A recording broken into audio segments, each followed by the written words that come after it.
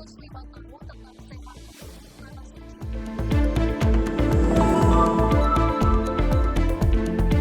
Usaha penanganan Ebola berada di Banjarmasin.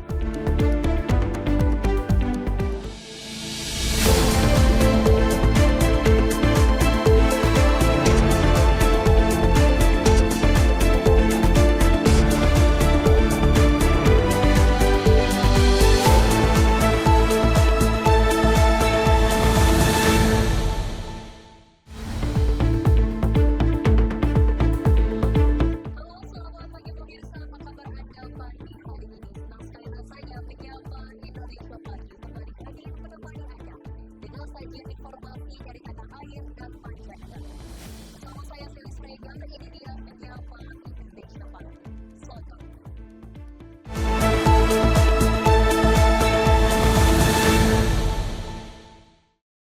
Kita awali informasinya pemirsa di mana Polres Bogor berhasil mengungkap sejumlah kasus penyalahgunaan BBM dan LPG subsidi serta tambang emas ilegal di wilayah Kabupaten Bogor. Sebanyak 12 orang ditetapkan tersangka dalam penetapan khusus pasal.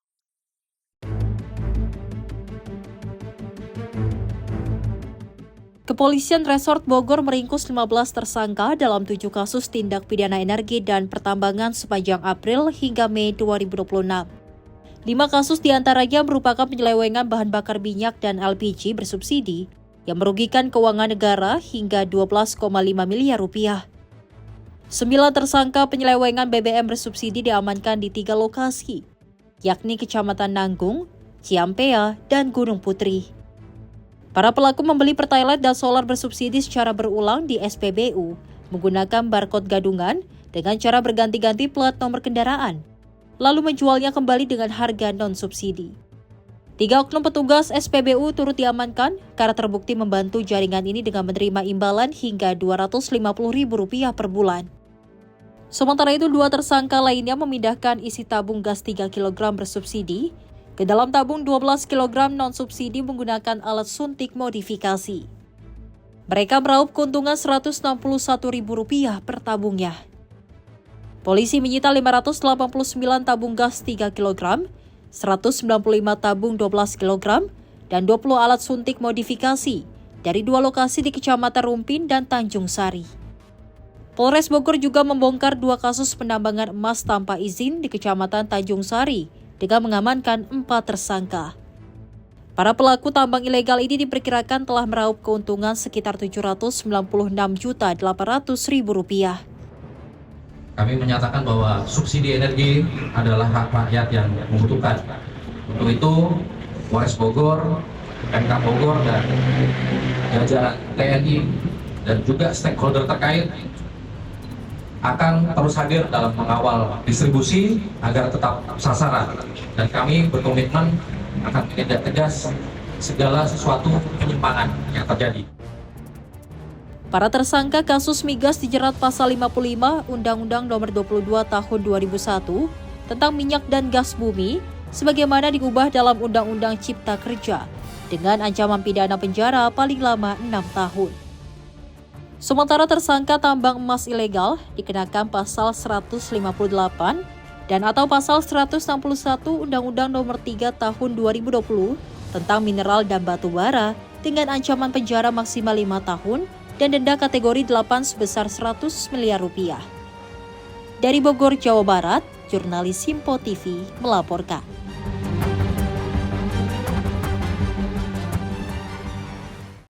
Sejumlah lapak pedagang hewan kurban yang berdiri di atas trotoar di sepanjang Jalan Keramat Hewan Bogor, Jakarta Pusat, dibongkar paksa petugas Satpol PP pada Kamis 21 Mei 2026. Tidak hanya membongkar lapak bambu dan truk, petugas juga harus mengevakuasi puluhan ekor hewan kurban yang sengaja ditampung di atas trotoar.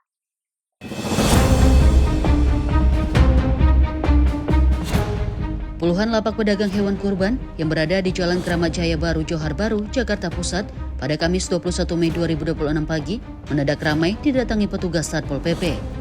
Kedatangan petugas untuk melakukan penertiban terhadap lapak pedagang hewan kurban yang nekat mengokupasi trotoar sebagai tempat penampungan hingga penjualan hewan kurban. Tidak hanya membongkar lapak bambu dan terpal, petugas juga harus mengevakuasi puluhan ekor hewan kurban, mulai dari kambing hingga domba. Satu persatu hewan kurban tersebut digiring dan diangkut ke atas mobil bak terbuka untuk dipindahkan ke tempat yang lebih layak. Kepala Satpol PP Kota Administrasi Jakarta Pusat, Purnama Hasudungan Panggabean mengatakan, selain melanggar Perda Nomor 8 Tahun 2007 tentang ketertiban umum, keberadaan lapak penjual hewan kurban di atas trotoar juga dinilai telah merampas hak para pejalan kaki.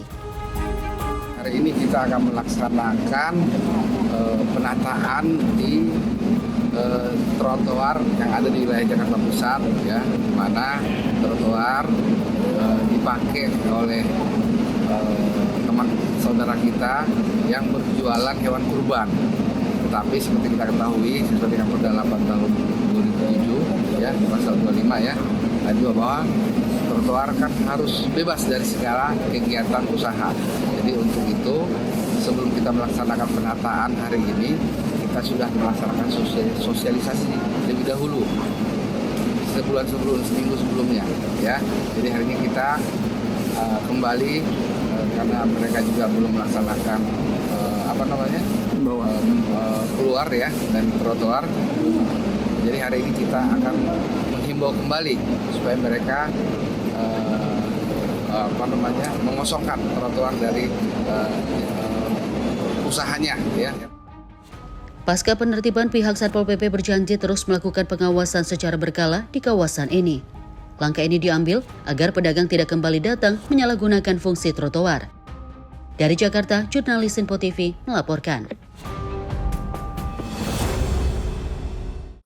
Sementara itu, pemirsa, dua pelaku begal bersenjata api yang sempat viral di media sosial berhasil ditangkap tim Direktorat Reserse Kriminal Umum Polda Metro Jaya. Petugas terpaksa melakukan tindakan tegas dan terukur karena kedua pelaku membawa senjata api mereka ditangkap.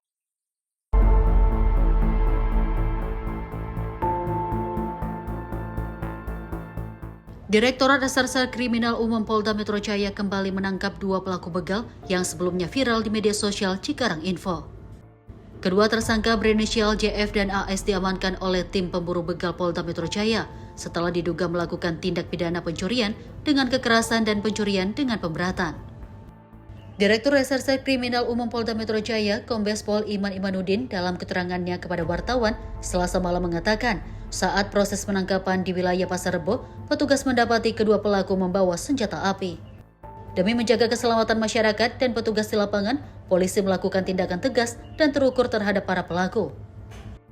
Berdasarkan hasil pemeriksaan sementara, kedua pelaku diduga sudah 6 kali beraksi di sejumlah titik di wilayah Jakarta Timur dan Bekasi.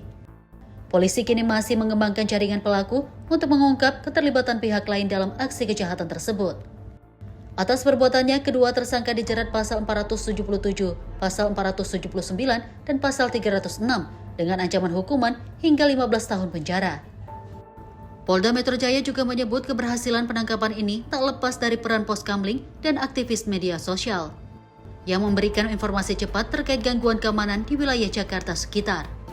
Tersangka yang beberapa waktu lalu viral di Cikarang Info, yang bersangkutan sudah diamankan oleh tim dari Direktorat Reserse Kriminal Umum Polda Metro Jaya karena telah melakukan tindak pidana pencurian dengan kekerasan maupun pencurian dengan pemberatan. Terhadap kedua tersangka, pada saat petugas kami di lapangan akan melakukan penangkapan, tersangka membawa senjata api, sehingga dengan pertimbangan keselamatan masyarakat dan keselamatan petugas kami di lapangan, maka kami melakukan tindakan tegas dan terukur. Kami tidak akan pernah ragu-ragu demi menjaga keselamatan masyarakat dan petugas kami yang sedang melaksanakan tugas. Kami akan melakukan tindakan tegas dan terukur kepada para pelaku begal yang ada di wilayah hukum Polda Metro Jaya. Dari keterangan yang bersangkutan, sementara hasil dari wawancara selama perjalanan, 6 TKP sudah mereka lakukan di wilayah Jakarta Timur, dan Bekasi. Dan tadi yang bersangkutan kami amankan di wilayah Pasar Bo. Kepada mereka dikenakan pasal 477, 479, dan 306 dengan ancaman pidana 15 tahun penjara. Dari Jakarta, jurnalis Info TV melaporkan. Bentrokan dua kelompok gangster bersenjata tajam di Jalan Raya Cikupa, Kabupaten Tangerang terekam CCTV pada Rabu 20 Mei 2026. Dalam bentrokan tersebut, seorang remaja terluka parah pada bagian kepala, bahkan terkena bacokan celurit berukuran besar. Rekaman CCTV memperlihatkan saat dua kelompok gangster terlibat bentrokan di Jalan Raya Cikupa, Kabupaten Tangerang, Banten pada Rabu dini hari 20 Mei. Kedua kelompok gangster yang membawa berbagai jenis senjata tajam ini saling serang di atas sepeda motor. Beberapa di antaranya berlarian di tengah jalan raya. Dalam peristiwa ini, seorang remaja yang diduga terlibat dalam bentrokan dua kelompok gangster ini terluka pada bagian kepala setelah terkena bacokan celurit berukuran besar. Pada Kamis sore, Kepala Dusun Talagasari mengatakan bentrokan gangster ini bukan kali pertama terjadi di wilayahnya. Tawuran gangster sudah sering terjadi terutama pada akhir pekan. Warga pun mengaku resah dan juga ketakutan saat akan beraktivitas pada dini hari. Mereka meminta pihak kepolisian untuk meningkatkan patroli di jam rawan tawuran tersebut. Lumayan sering, Mbak. Lumayan sering. Mungkin cuman letaknya aja posisi agak menjauh ke sana sebelah kanan ya. Agak sering ada sih, nggak terlalu memang.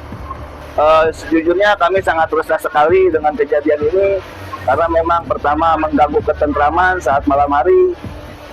Kami juga, saya sebagai kepala dusun dan warga meminta tolong kepada aparatur pemerintah dan aparat setempat untuk segera mengevakuasi ini dan kami ingin damai sih intinya, Pak.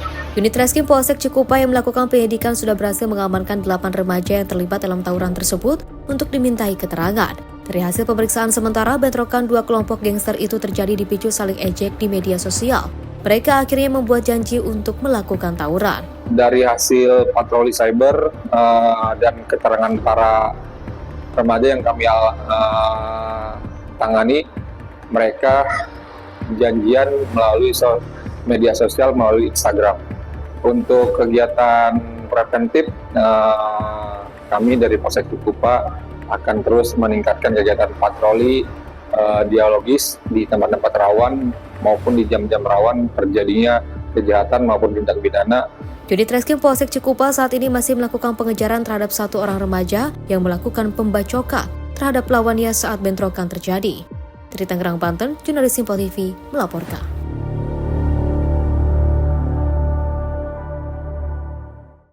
Pemirsa, diduga dalam keadaan berbuka, seorang pemuda nekat melakukan aksi pelecehan seksual terhadap sejumlah wanita penumpang kereta. Seorang pria bertelanjang pada babak belur dihajar warga di stasiun Cikini-Menteng, Jakarta Pusat.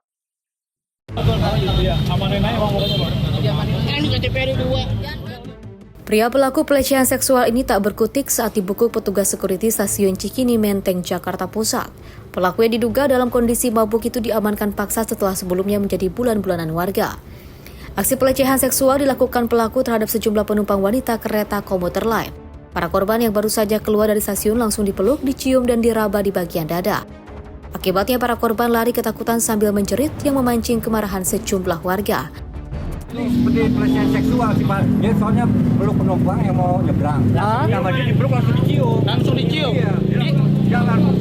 Jalan tadi loncat pagar. Jadi penumpang perempuan yang dari turun dari kereta itu payudaranya dipencet-pencetin sama dia. Orang kabur jadinya. Terus mabuk atau gimana Bang tadi Bang? Sebenarnya karena mabuk sih. Nah terus tempat dipukulin atau gimana? Langsung diamanin atau gimana tadi? Diamanin tadi. Tapi ada beberapa orang yang mukul dia juga. Untuk mempertanggungjawabkan perbuatannya, pelaku kemudian dibawa ke Polsek Menteng. Dari Jakarta, jurnalis Info TV melaporkan. Viral seorang penumpang angkutan umum yang kelingkut jurusan Lebak Bulus Cipulir dianiaya oleh seorang wanita di dalam angkot di wilayah Hulu Jambi, Pesanggerahan, Jakarta Selatan. Usai korban membuat laporan polisi, pelaku yang merupakan seorang wanita berhasil ditangkap Polsek Pesanggerahan.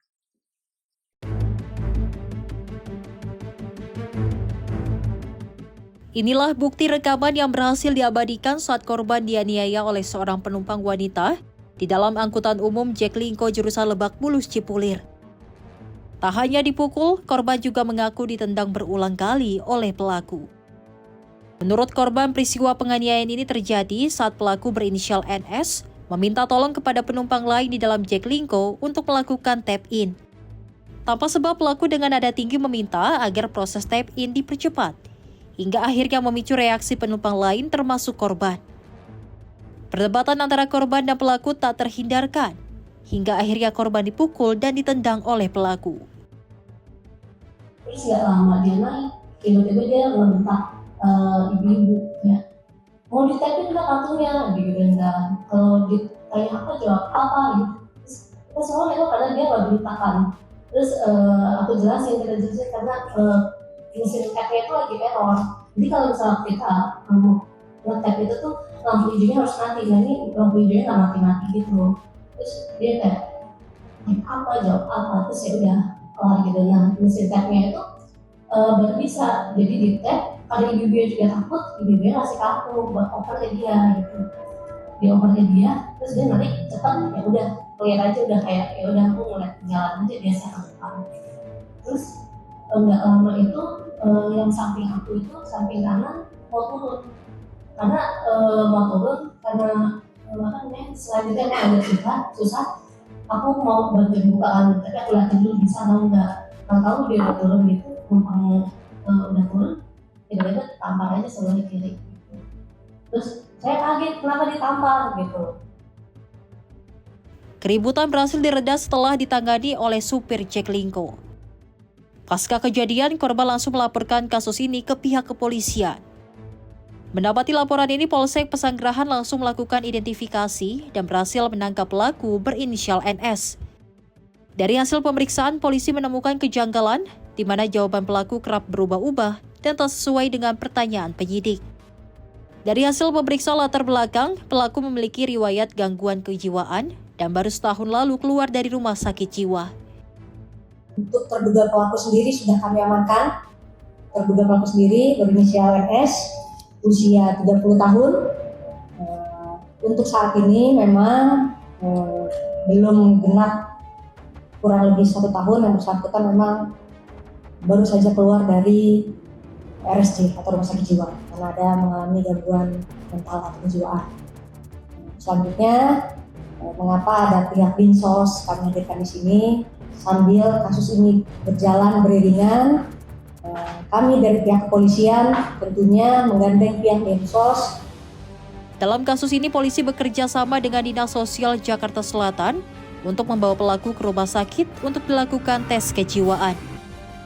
Apabila hasilnya positif mengalami gangguan kejiwaan, maka nantinya proses penyidikan kasus ini akan dihentikan dan pelaku akan dibawa ke rumah sakit jiwa dengan rekomendasi dari Dinas Sosial agar tak lagi membahayakan warga. Dari Jakarta, jurnalis Simpo TV melaporkan.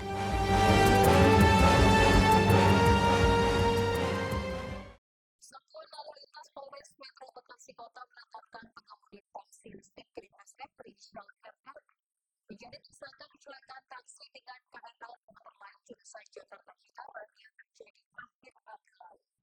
Kecelakaan ini pemirsa menyebabkan insiden lainnya yang membuat kereta api Argo Bromo Anggrek menabrak KRL yang bersangkutan hingga menyebabkan 12 penumpang KRL.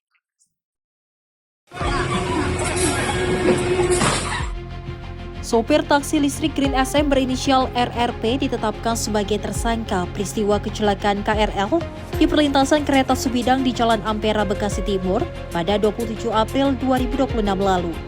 Penetapan tersangka RRP ini dilakukan setelah Satlantas Polres Metro Bekasi Kota melakukan gelar perkara dan menemukan unsur kelalaian yang mengakibatkan kecelakaan.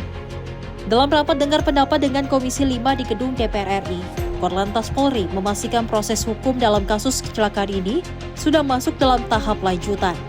Sejumlah saksi telah diperiksa dan berkas perkara sudah dikirimkan kepada jaksa untuk segera disidangkan dengan tuntutan di bawah 5 tahun. Polisi menegaskan penanganan yang dilakukan hanya terkait tabrakan antara taksi online Green SM dengan KRL di kawasan Bekasi Timur. Sementara insiden lain yang melibatkan KA Argo Bromo Anggrek diserahkan kepada pihak berwenang di sektor perkeretaapian. Dilaksanakan oleh Satlantas Metro Bekasi Kota. Korlantas kita hanya melakukan asistensi terhadap proses penyidikan dan kita membackup olah TKP. Pada saat kereta api di olah TKP kecelakaan kereta api di perlintasan sebidang. Dan saat ini juga berkas sudah selesai. Dari pemberkasan dapat kami laporkan sudah ada pemeriksaan terhadap pengemudi taksi, juga sudah ada terhadap saksi dari Bapak Suli Jafarudin sebagai masinis kereta api listriknya, dan Bapak Udin sebagai penjaga palang pintu perlintasan kereta api, dan juga Bapak Darkim. Dan terakhir kita sudah memeriksa dari Saudara Erlando Kristiawan sebagai saksi dari ATPM kendaraan taksi tersebut.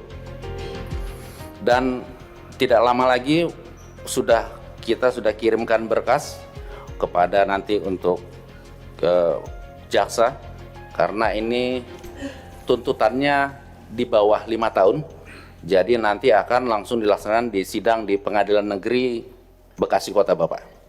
Next. Tim redaksi Simpo TV melaporkan. Polres Metro Jakarta Utara menggelar patroli rutin dan razia stasioner pada Minggu 24 Mei 2020. Untuk menekan angka kriminalitas jalanan di sejumlah titik strategis, petugas menjaga situasi integritas agar tetap aman dan kondusif.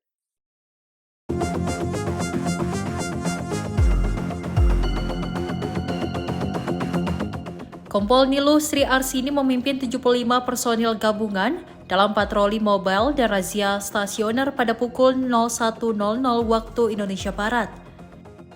Tim gabungan menyasar kawasan rawan seperti Jalan Yos Sudarso, putaran kolong tol Moi Kelapa Gading, kawasan JIS, Papanggo hingga Danau Cincin. Dalam razia stasioner yang difokuskan di Jalan Danau Cincin Tanjung Priok, petugas memeriksa kendaraan secara selektif untuk mengantisipasi senjata tajam, narkoba, hingga tindak curanmor. Dalam operasi ini, petugas mengamankan 3 unit sepeda motor tanpa plat nomor dan tidak memiliki dokumen resmi, yakni jenis Honda Vario, Yamaha Mio Soul, dan Yamaha Vino. Petugas mengakhiri razia stasioner pada pukul 2:10 waktu Indonesia Barat. Tim patroli Perintis Presisi dan Brimob melanjutkan patroli skala besar di wilayah hukum Jakarta Utara.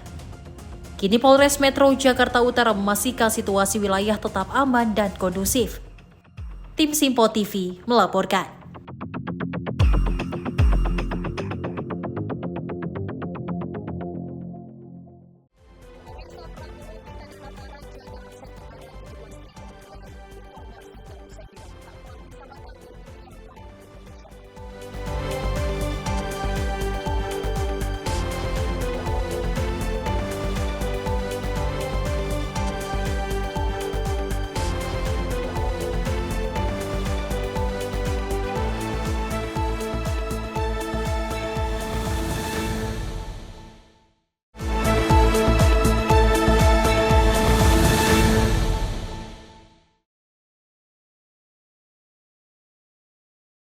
Terima kasih pemirsa, Anda kembali menyaksikan Menyapa Indonesia. Di mana Presiden Prabowo Subianto mengungkapkan BPI dan Antara mengelola kekayaan negara yang nilainya mencapai 17.000 triliun rupiah. Kami meminta Kepala BP BUMN Doni Oskaria untuk menjaga kepercayaan dalam mengelola kondisi.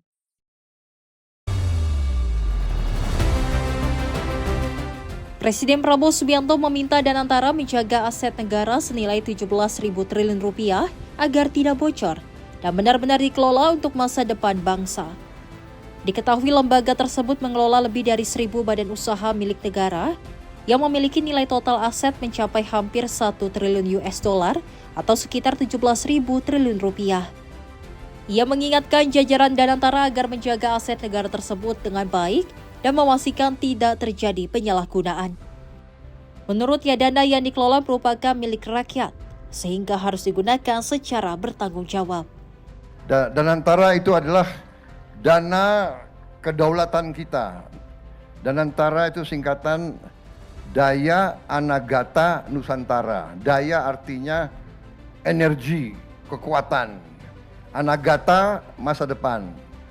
Jadi mereka ngelola kekayaan seluruh bangsa untuk anak dan cucu kita selanjutnya, ya. Itu. yang dikelola nggak tanggung-tanggung. Ada 1040 ya, 1040 BUMN, 1000. Kemudian nilainya ya hampir semuanya itu nilainya 1 triliun dolar Amerika, 17 triliun, 170 triliun, berapa? 17.000 triliun, 17.000 triliun, waduh, itu berapa itu?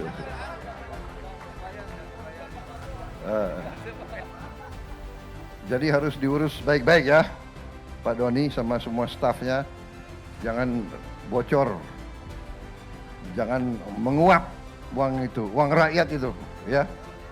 Tim redaksi Simpo TV melaporkan. Sementara itu, Presiden Prabowo Subianto kembali menyoroti persoalan kebocoran kekayaan negara yang dinilai masih terjadi di berbagai sektor. Presiden memastikan pemerintah akan bekerja keras untuk menghentikan kebocoran tersebut. Karena kekayaan itu harus dinikmati oleh seluruh rakyat Indonesia. Presiden Prabowo Subianto menegaskan komitmennya untuk menghentikan kebocoran kekayaan negara. Di hadapan para petambak dan masyarakat setempat, Prabowo menyebut Indonesia memiliki sumber daya yang sangat besar. Namun selama ini masih terlalu banyak kebocoran kekayaan negara yang tidak dinikmati sepenuhnya oleh rakyat. Ia menegaskan pemerintah akan melakukan berbagai langkah untuk menghentikan kebocoran tersebut. Menurutnya, kekayaan Indonesia harus dimanfaatkan sebesar-besarnya untuk kemakmuran masyarakat luas, bukan hanya kelompok tertentu. Di mana di situ saya tegaskan bahwa Indonesia sungguh-sungguh sangat kaya, tapi terlalu banyak kekayaan kita bocor, dan kebocoran ini harus kita hentikan. Dan saya bertekad, saya akan berusaha sekeras tenaga saya dan tenaga semua pembantu saya, kita akan berbuat apa saja yang diperlukan untuk menghentikan kebocoran kekayaan rakyat Indonesia. Karena kekayaan itu harus dinikmati oleh seluruh rakyat Indonesia, tidak hanya segelintir saja. Tim redaksi Simpo TV melaporkan.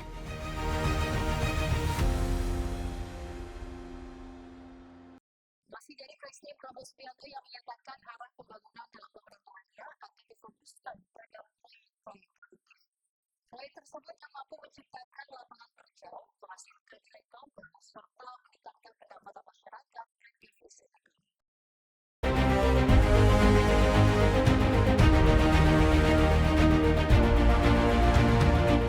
Presiden Prabowo Subianto memerintahkan jajarannya di Kabinet Merah Putih untuk menjalankan proyek yang produktif dan menghasilkan nilai tambah demi memastikan kesejahteraan masyarakat Indonesia.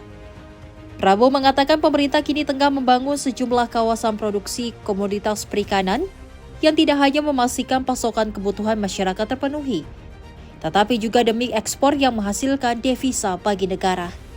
Ia menjelaskan pembangunan produktif yang dimaksud adalah menjalankan program atau proyek yang menghasilkan nilai tambah.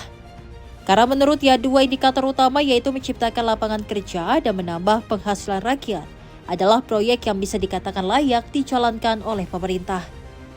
Kita akan bangun proyek-proyek produktif yang menghasilkan protein dan untuk rakyat kita dan juga untuk jual ke luar negeri supaya kita bisa dapat devisa. Ya, saya kira nanti dalam bulan-bulan yang akan datang kita akan mempercepat proses pembangunan yang produktif.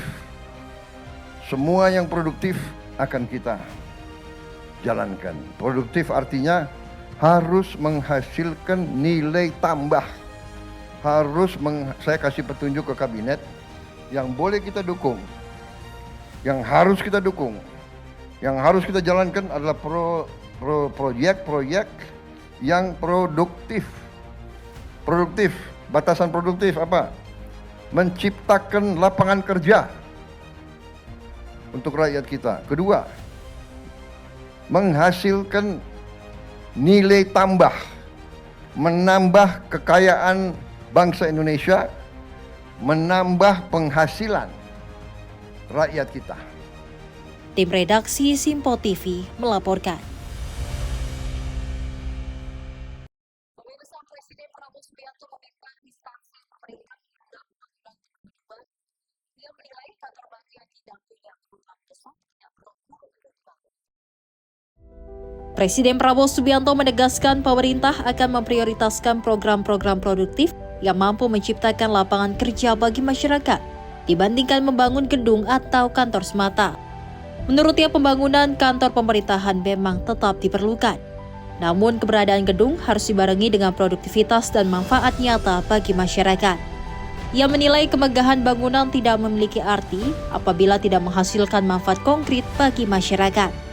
Karena itu pemerintah disebut ingin lebih fokus pada program-program yang mampu memberikan manfaat langsung, serta meningkatkan kesejahteraan rakyat seperti pekerjaan dan peningkatan penghasilan. Jadi maaf, kita sekarang agak tundalah bangun banyak kantor itu ya perlu, tapi jangan ada kantor nggak ada produktivitas. Iya kan? Kantor megah, produknya nggak ada. Lebih baik kantornya tidak begitu bagus, tapi produknya bagus. Hasilnya banyak. Penghasilan untuk rakyat banyak. Rakyat kita butuh pekerjaan. Tim redaksi Simpo TV melaporkan.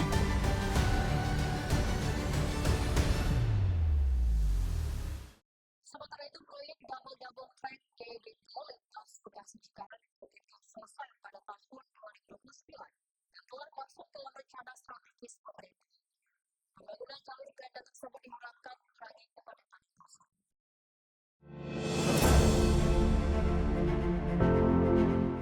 Menteri Perhubungan Dudi Purwagandi memastikan proyek pembangunan DDT lintas Bekasi Cikarang yang mulai dikerjakan tahun 2027 dan ditargetkan rampung tahun 2029. Proyek tersebut telah masuk dalam rencana strategis pemerintah untuk meningkatkan kapasitas dan keselamatan perjalanan kereta api. Pembangunan jalur ganda tersebut diharapkan mampu mengurangi kepadatan lalu lintas kereta lintas Bekasi Cikarang, serta mengurangi titik konflik di perlintasan sebidang. 2027 sampai 2029 diharapkan sudah selesai. Itu sudah masuk Transtra, nanti tentunya kami akan minta dianggarannya untuk 2027 sampai 2029. Presiden menganggarkan 4 triliun, tapi setelah perhitungan kami, itu kami kurang lebih hanya membutuhkan sekitar 800 miliar. Dudi menambahkan terkait dengan anggaran proyek tersebut akan diajukan dalam periode perencanaan 2027 hingga 2029 dengan total anggaran 4 triliun rupiah. Pemerintah juga akan menyinkronkan proyek jalur ganda dengan pembangunan infrastruktur lain seperti flyover dan underpass di sejumlah titik perlintasan karena demi keselamatan di titik perlintasan kereta. Dari Jakarta, Tim Liputan Simpo TV melaporkan. Wakil Ketua MPR Edi Suparto mengapresiasi langkah pemerintah dalam pembebasan 9 warga negara Indonesia saat menjalankan misi global keadilan. Namun, Edi mengecam keras atas tindakan yang dilakukan Israel di tengah para WNI tersebut menjalankan misi kemanusiaan di Gaza.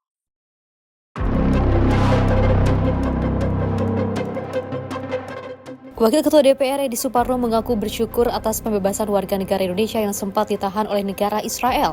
Edi mengapresiasi langkah pemerintah melalui Kementerian Dalam Negeri yang berhasil melakukan berbagai upaya diplomasi. Namun dirinya mengecam keras atas tindakan penahanan yang dilakukan oleh Israel terhadap warga negara Indonesia. Menurutnya hal itu melanggar hukum internasional mengingat melakukan penahanan di saat menjalankan misi kemanusiaan untuk masyarakat Palestina. Ia pun juga mengingatkan kepada seluruh masyarakat yang menjalankan misi kemanusiaan di Gaza untuk dapat mempertimbangkan resiko yang dihadapi. Ya, pertama kami mensyukuri kehadirat Allah Subhanahu wa taala bahwa saudara-saudara kita yang tadinya ditahan oleh Israel bisa bebas. Sekarang sudah dalam persiapan untuk kembali ke tanah air. Jadi kami mengucap syukur bahwa kondisi mereka dalam keadaan baik, sehat, dan dalam persiapan ke tanah air. Kedua, kami juga menyampaikan apresiasi dan penghargaan setinggi-tingginya kepada Presiden Prabowo, Menteri Luar Negeri Sugiono, dan seluruh jajaran diplomasi kita yang secara cepat dan jitu berhasil melaksanakan diplomasi untuk membebaskan saudara-saudara kita yang ada di Israel. Tiga, kami mengecam aksi yang dilakukan oleh pemerintah Israel dalam menahan mereka-mereka yang bergerak untuk misi kemanusiaan di Gaza.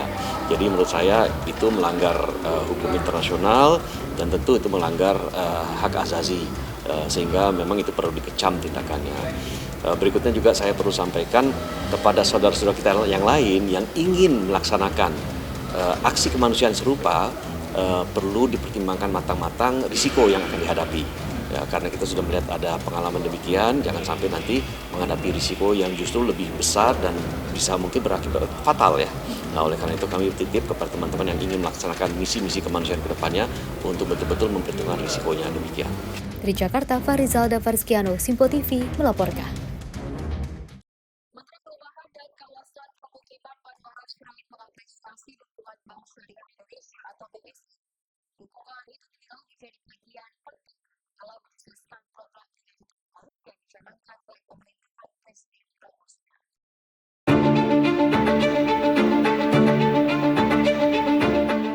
Menteri PKP Marwarar Sirait menyebut penyaluran KUR perumahan oleh BSI di Mataram, Nusa Tenggara Barat menjadi yang tertinggi sejak program tersebut disosialisasikan pada Oktober tahun lalu. Realisasi penyaluran KUR perumahan di Mataram mencapai 317 miliar rupiah.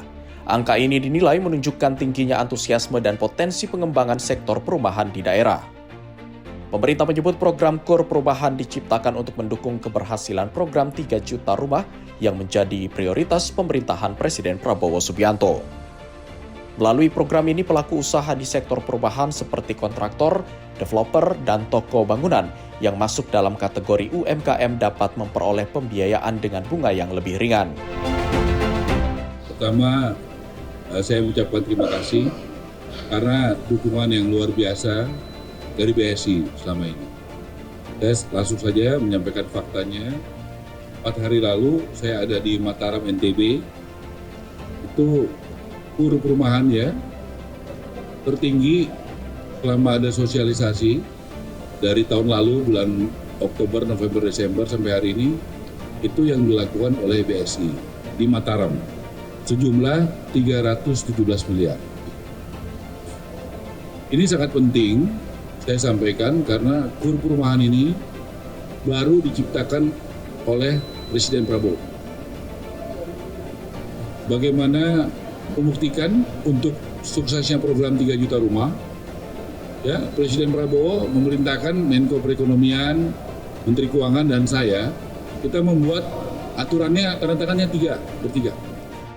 Menteri PKP menilai skema ini akan membantu melahirkan pelaku usaha dan kelas menengah baru, khususnya di daerah, karena biaya pembiayaan menjadi lebih rendah dan terjangkau. Diharapkan sinergi antara perbankan dan pemerintah dapat mempercepat realisasi program perumahan nasional sekaligus mendorong pertumbuhan ekonomi masyarakat di berbagai daerah. Dari Jakarta, Sri Dewi Andayani Azizul Hakim, Sinpo TV melaporkan. Sementara itu, Menteri Luar Negeri Republik Indonesia Sugiono menyampaikan rasa syukur atas dibebaskannya 9 warga negara Indonesia yang ditangkap tentara Israel saat kemanusiaan tersebut. Sugiono juga menyampaikan apresiasi kepada pemerintah Turki atas peran dan dukungannya dalam membantu proses pemulangan para WNI ke tanah air.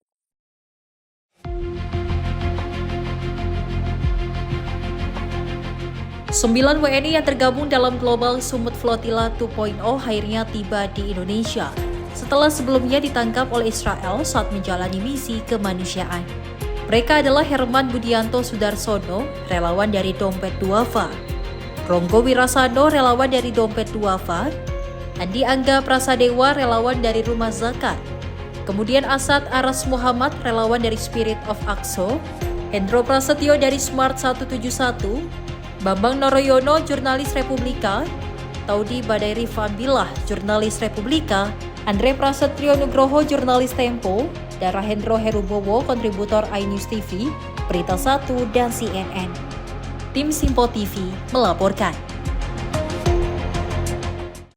Dari Menteri Pertanian Andi Amran Sulaiman menegaskan penguatan dolar tidak otomatis mengancam kehidupan masyarakat desa. Menurutnya, pertanian dan produksi pangan dalam negeri kini menjadi bagian utama ekonomi nasional ketika tingkat pasca. Dalam konferensi pers di Jakarta pada hari Selasa, Menteri Pertanian Andi Amran Sulaiman menyebut ekonomi pedesaan Indonesia memiliki daya tahan kuat karena ditopang sektor real, terutama pertanian. Menurutnya, kebutuhan dasar masyarakat desa seperti beras, telur, ayam, cabai, dan bawang sebagian besar berasal dari produksi petani dan peternak lokal. Selain itu, Indonesia juga memiliki sumber pangan alternatif seperti singkong, sagu, jagung, sorghum, pisang, dan umbi-umbian yang menjadi kekuatan pangan nasional. Mentan menyebut pertanian saat ini menjadi bantalan ekonomi nasional di tengah tekanan dan ketidakpastian ekonomi global. Hal itu didukung peningkatan produksi pangan nasional, surplus sejumlah komoditas strategis, serta lonjakan ekspor pertanian.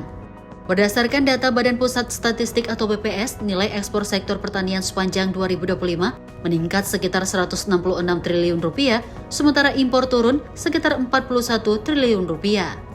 Cadangan beras pemerintah disebut telah menembus lebih dari 5 juta ton dengan produksi nasional surplus dan impor beras medium yang praktis dihentikan. Inilah yang dimaksud Bapak Presiden, bahwa ada dampaknya iya, tetapi dampak positifnya di desa khususnya. Di desa kan petani kan, dampak positifnya jauh lebih tinggi. Nah kita pakai data, Anda boleh cross check ini data nanti. Nih, 166 triliun, impornya turun 41 triliun dan termasuk beras di dalam. Kemudian Anda pasti bertanya, korelasinya bagaimana dengan kesejahteraan petani? Terbaca di sini. Ini tertinggi selama 92, tapi selama Republik ini merdeka. Nah, terus lihat lagi PDB-nya. Terbaca di sini. Sinkron kan pakai data, clear. Menguntungkan enggak? Itulah yang dimaksud Bapak Presiden, bahwa bahasa sederhananya disampaikan Bapak Presiden. Saya pembantu Presiden menjelaskan secara detail. Mentan Amran menegaskan, ketika desa mampu memenuhi kebutuhan pangannya sendiri dan hasil pertanian diolah menjadi produk bernilai tinggi di dalam negeri, maka sektor pertanian akan menjadi fondasi penting dalam menjaga stabilitas ekonomi nasional. Tim redaksi Simpo TV melaporkan. Informasi lainnya, pemirsa, di mana Menteri Perhubungan Budi Karya mengungkap kronologi lantaran antara KRL Komuter dan kereta api Argo Bromo Anggrek di stasiun Bekasi. Dia juga menyoroti bahaya perlintasan Sulita karena semua resiko menyebabkan kecelakaan.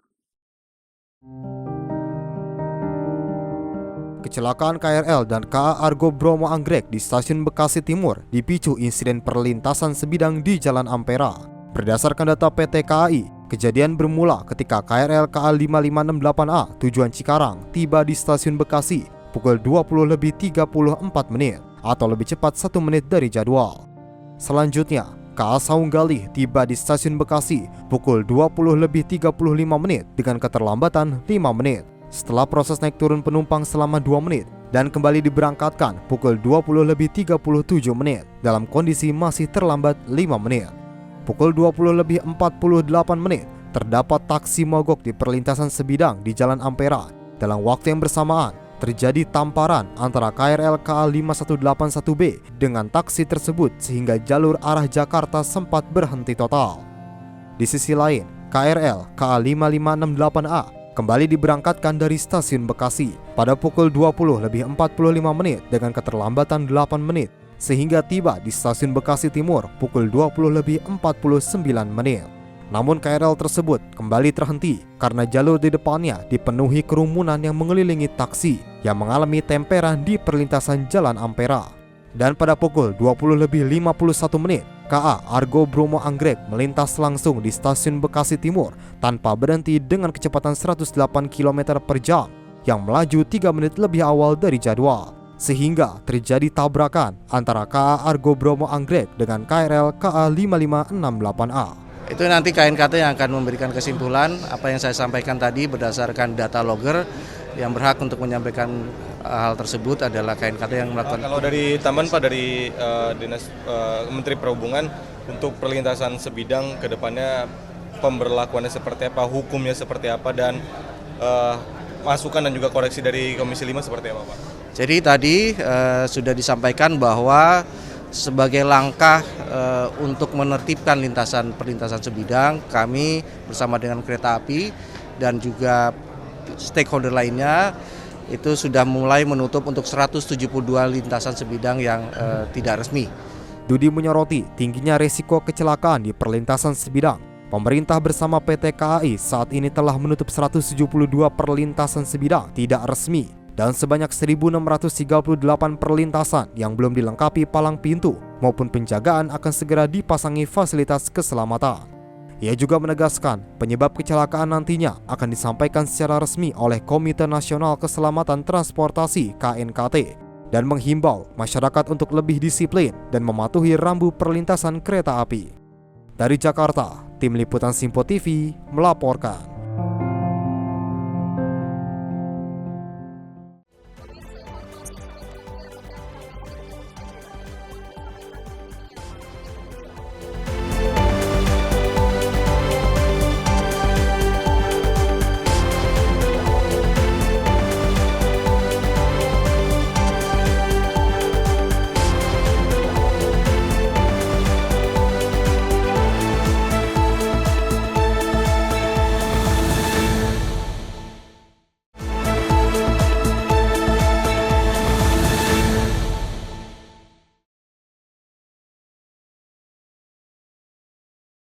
Anda kembali menyaksikan Menjabat Indonesia Pagi pemirsa bersama saya Silistek.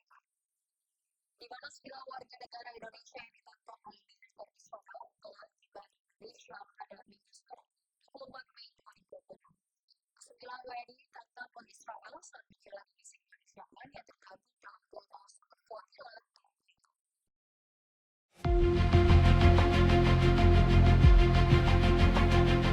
9 WNI yang tergabung dalam Global Sumut Flotilla 2.0 akhirnya tiba di Indonesia setelah sebelumnya ditangkap oleh Israel saat menjalani misi kemanusiaan.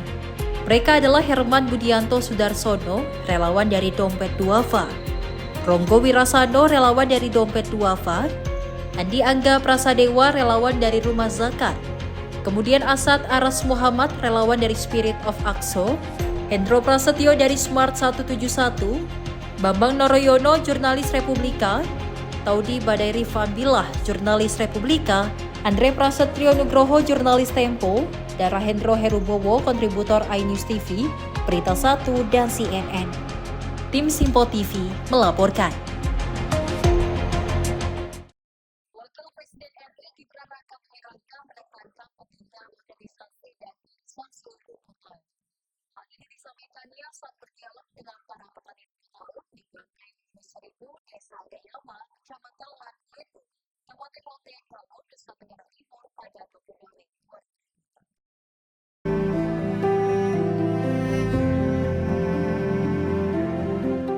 Wakil Presiden RI Gibran Rakabuming Raka berdialog dengan para petani rumput laut di Pantai Mulut 1000 Desa Dayama, Kecamatan Landuleko, Kabupaten Rotendau, NTT pada Jumat 22 Mei 2026. Kegiatan ini sejalan dengan arahan Presiden Prabowo Subianto yang menekankan pentingnya penguatan ketahanan pangan nasional serta hilirisasi komoditas unggulan daerah guna meningkatkan nilai tambah dan kesejahteraan masyarakat. Gibran menilai potensi budaya rumput laut di wilayah tersebut sangat besar, namun belum dimaksimalkan secara optimal. Dalam kesempatan tersebut, perwakilan petani rumput laut Desa Dayama yang juga berjumlah sekitar 300 orang menyampaikan sejumlah kebutuhan utama untuk mendukung produktivitas mereka. Merespon hal tersebut, Wapres menilai para petani masih menggunakan peralatan yang sangat tradisional sehingga membutuhkan dukungan sarana dan prasarana yang lebih modern. Di samping itu juga Gibran menyebut kualitas rumput laut Rote yang dinilai unggul dibandingkan daerah lain, khususnya karena kandungan karaginan yang tinggi. Menurutnya potensi tersebut perlu dipertahankan dan juga dioptimalkan melalui hilirisasi industri rumput laut. Kalau dibandingkan tempat-tempat lain ini yang harus dipertahankan. Salah satu program prioritas dari Bapak Presiden kan swasembada pangan. Selain beras dan lain-lain, ini kan garam dan rumput laut perlu kita perhatikan juga, terutama rumput laut, karena turunan produk rumput laut untuk dihilirisasi itu banyak sekali. Jadi ini perlu kita perhatikan dan ini perlu ada modernisasi. Selain itu, Wapres tekankan perlunya modernisasi di seluruh rantai produksi, mulai dari penggunaan bibit unggul, perbaikan alat produksi dan sampan, hingga penyediaan fasilitas pasca panen seperti pengeringan, gudang, sortir, dan juga pengemasan. Tim redaksi Simpo TV melaporkan.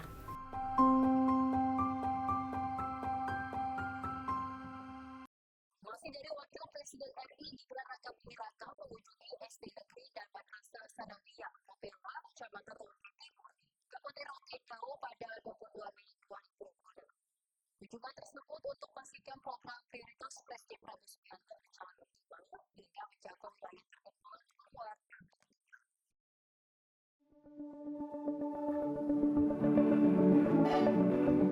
Bertempat di Kecamatan Rote Timur, Kabupaten Rotendao, Nusa Tenggara Timur, Wakil Presiden RI Gibran Rakabuming-Raka mengunjungi SD Negeri dan juga Madrasah Sanawiyah Papela pada Jumat 22 Mei 2026.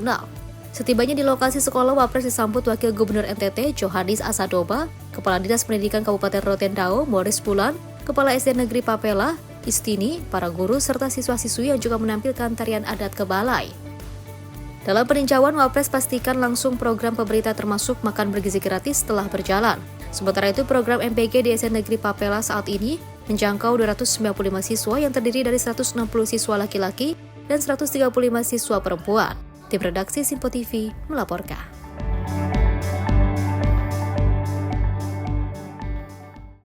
Pemirsa dari Kementerian Transmigrasi menyatakan siap membantu petani karet dalam meningkatkan produktivitas dan pendapatan mereka. Langkah ini difokuskan bagi petani karet di kawasan transmigrasi yang selama ini menjadi salah satu penopang produksi karet nasional.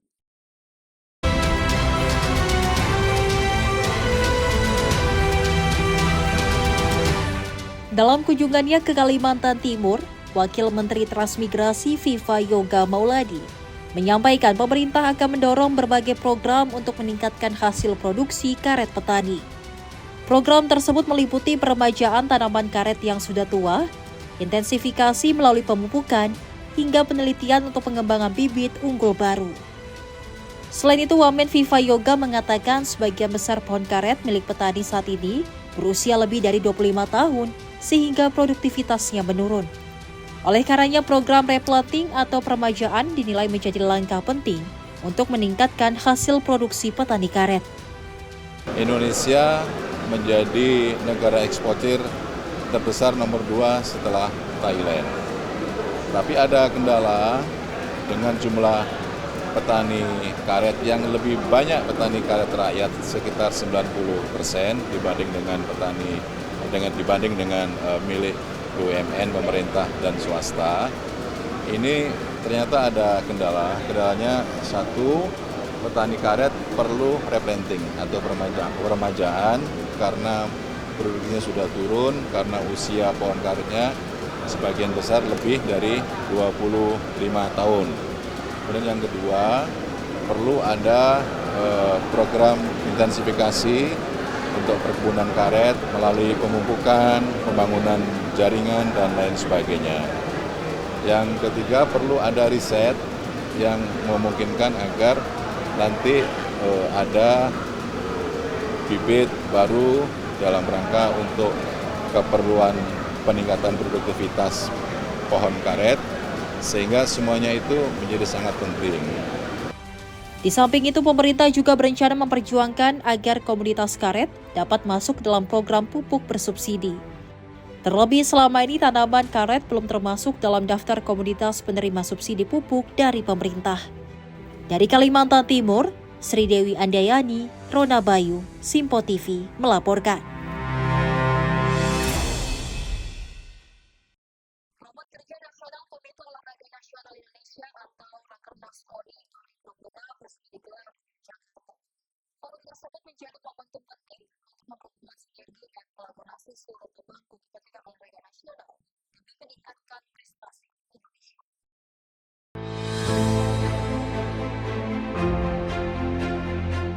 Rapat Kerja Nasional KONI 2026 resmi dibuka oleh Wakil Menteri Pemuda dan Olahraga Republik Indonesia Taufik Hidayat di Jakarta Barat pada Kamis 21 Mei 2026.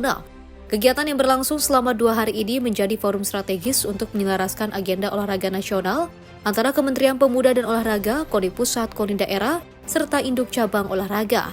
Dalam sambutannya, Wamenpora Taufik Hidayat menekankan pentingnya sinergi dan kolaborasi seluruh pemangku kepentingan olahraga nasional. Menurutnya, kerjasama yang kuat menjadi kunci untuk menciptakan pembinaan atlet yang berkelanjutan dan mampu melahirkan prestasi bagi Indonesia. Taufik juga menyoroti pentingnya olahraga sebagai instrumen diplomasi di tengah perubahan global dan dinamika geopolitik dunia yang juga terus berkembang. Rakernas KONI 2026 dihadiri jajaran pengurus KONI Pusat, KONI Daerah, induk cabang olahraga, serta berbagai pemangku kepentingan olahraga nasional dari seluruh Indonesia. Harapan kami sangat besar kepada KONI Pusat maupun KONI di daerah-daerah di seluruh Indonesia, karena kita tahu untuk kedepannya tantangan olahraga ini sangat besar sekali, dan tadi kami sampaikan juga bahwa kita perlu sinergi antara pemerintah, KONI Pusat, KONI Daerah, kita juga ada NOC juga, karena tanpa sinergi jangan harap kita punya prestasi yang lebih baik untuk kedepannya. Selain pembahasan program kerja, Rakernas KONI 2026 juga dimeriahkan dengan pemberian penghargaan kepada insan olahraga berprestasi, serta musyawarah olahraga nasional luar biasa untuk menentukan tuan rumah Pekan Olahraga Nasional atau PON 2032. Tim redaksi Simpo TV melaporkan.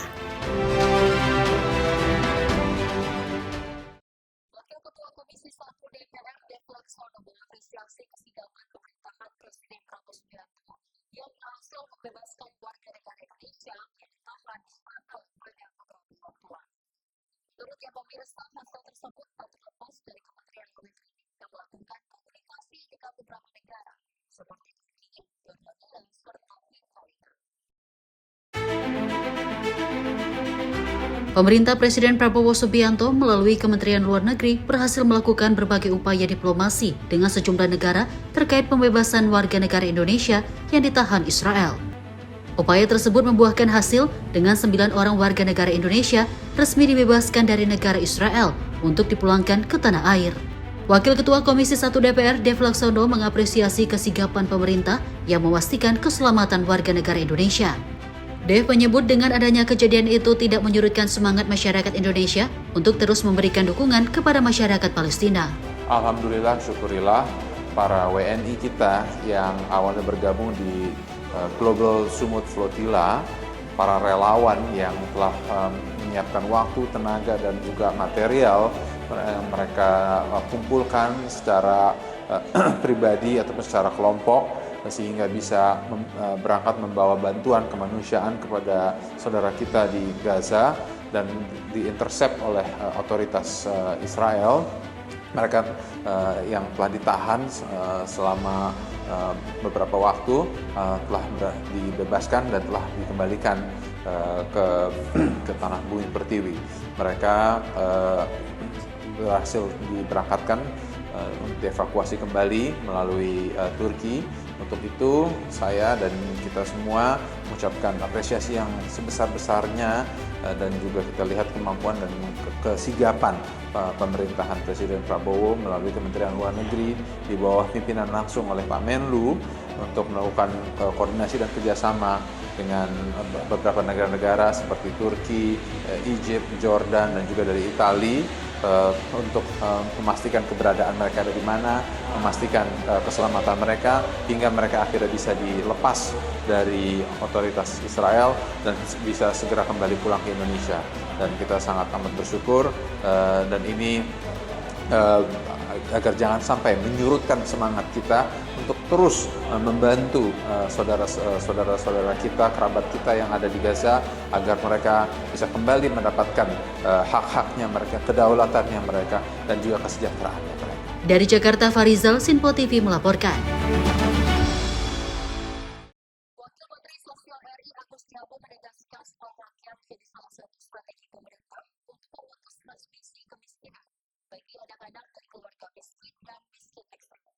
Hal ini disampaikan Wamensos dalam pertemuan dengan pemerintah yang dikutai Karta Negara, Sinjai dan Kaimana beberapa waktu.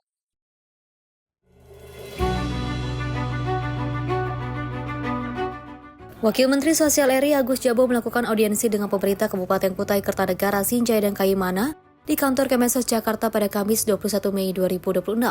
Dalam kesempatan itu, masing-masing pemerintah daerah melaporkan kesiapan pembangunan sekolah rakyat permanen di wilayahnya. Kabupaten Kutai Negara telah menyiapkan lahan seluas 7 hektar dan memasuki tahap pematangan lahan. Sementara Kabupaten Kaimana menyampaikan kondisi lahan yang masih berupa rawa sehingga membutuhkan penimbunan sebelum pembangunan dapat dilakukan. Untuk di Kabupaten Sinjai, pembangunan sudah mencapai sekitar 69,8%. Wamensos menegaskan bahwa sekolah rakyat jadi salah satu strategi pemerintah untuk memutus transmisi kemiskinan bagi anak-anak dari keluarga miskin dan miskin ekstrim. Menurut Wamensos, Presiden Prabowo meminta setiap daerah memiliki minimal 1 sekolah rakyat dengan kapasitas hingga 1.000 siswa. Saat ini pemerintah menyiapkan 104 titik sekolah rakyat permanen untuk menggantikan sekolah rakyat rintisan. Sementara pada 2026 akan disiapkan 143 titik baru di berbagai daerah. Tim redaksi Simpo TV melaporkan.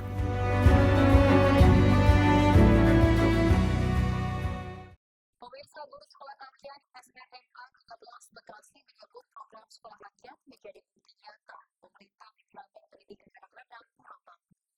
Program ini juga menghadirkan fasilitas serta pendampingan agar siswa lebih siap meraih masanya. Program sekolah rakyat terus membuka akses pendidikan bagi anak-anak dari keluarga kurang mampu, termasuk melalui sekolah rakyat menengah atas 13 Bekasi. Para guru tidak hanya mengajar, tetapi juga mendampingi siswa agar tetap semangat belajar dan memiliki harapan untuk meraih masa depan yang lebih baik. Salah satu guru SRMA 13 Bekasi Haikal mengaku tertarik bergabung karena ingin berkontribusi di bidang pendidikan dan kesejahteraan sosial. Menurutnya semangat belajar para siswa sangat tinggi meski hidup dalam keterbatasan, bahkan banyak siswa tetap meminta tambahan belajar setelah kegiatan kelas selesai. Anak-anak saya pandang sama semuanya, tapi begitu saya datang ke rumahnya Mbak, wah itu nggak ada tempat belajar sama sekali. Di sekolah dia benar-benar belajar yang kalau saya lihat itu nggak cukup sama guru aja. Jadi kalau dia udah selesai gitu belajar dan masih kurang, dia minta tambahan sama wali asuhnya. Karena di sini kan sarananya cukup canggih ya Mbak, pakai laptop, pakai smartboard. Tapi juga banyak siswa yang belum bisa menggunakannya. Jadi error sedikit yang sebetulnya itu bukan error. Jadi Pak ini error. Sebetulnya enggak error. Jadi, gitu ya? Iya.